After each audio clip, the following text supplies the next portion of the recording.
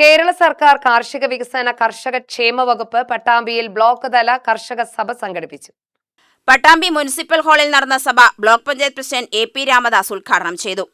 ഗ്രാമപഞ്ചായത്തുകളുടെ ഓരോ പ്രദേശത്തിന്റെ സ്വഭാവം അനുസരിച്ച് ഏതൊക്കെ കൃഷിയാണ് നമ്മൾ ചെയ്യേണ്ടതെന്നും കൃഷിക്ക് തുടർന്നു പോകുന്നതിനുള്ള ബുദ്ധിമുട്ടുകളെ കുറിച്ച് മൊത്തം നമ്മൾ വിശദമായി ചർച്ച ചെയ്ത ചർച്ചയുടെ അടിസ്ഥാനത്തിലാണ് എല്ലാ പഞ്ചായത്തുകളിൽ നിന്നും ഇത്തരം ആശയങ്ങൾ ഉരുത്തിരിഞ്ഞു വരുന്നത്.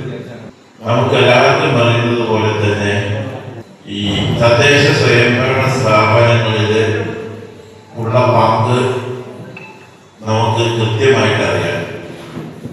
ഉൽപാദന മേഖലയിൽ വരുന്ന ഈ കൃഷി നമുക്ക് പല മേഖലയായി തരം തിരിച്ചിട്ടുള്ള ചർച്ചകളാണ് നമ്മൾ ഉൽപാദന മേഖലയായാലും പശ്ചാത്തല മേഖലയായാലും മറ്റ് മേഖലയിലൊക്കെ വ്യത്യസ്തങ്ങളായ ചർച്ചകൾ നടത്തിയിട്ടാണ് നമ്മൾ തദ്ദേശ സ്വയംഭരണ സ്ഥാപനങ്ങൾ മുന്നോട്ട് പോയിക്കൊണ്ടിരിക്കുന്നത് നമുക്കറിയാം. അതിൽ പരമപ്രധാനമാണ് ഉൽപാദന മേഖല. നമുക്ക് കിട്ടുന്ന വലിയൊരു ഫണ്ട് ഈ ഉൽപാദന മേഖലയ്ക്കായിട്ട് നമ്മൾ വിനിയോഗിക്കുകയാണ്. ബ്ലോക്ക് പഞ്ചായത്ത് വികസന standing committee chairman PP Unnikrishnan അധ്യക്ഷത വഹിച്ചു. Pattambi municipal chairman TP Shaji മുഖ്യാതിഥിയായി.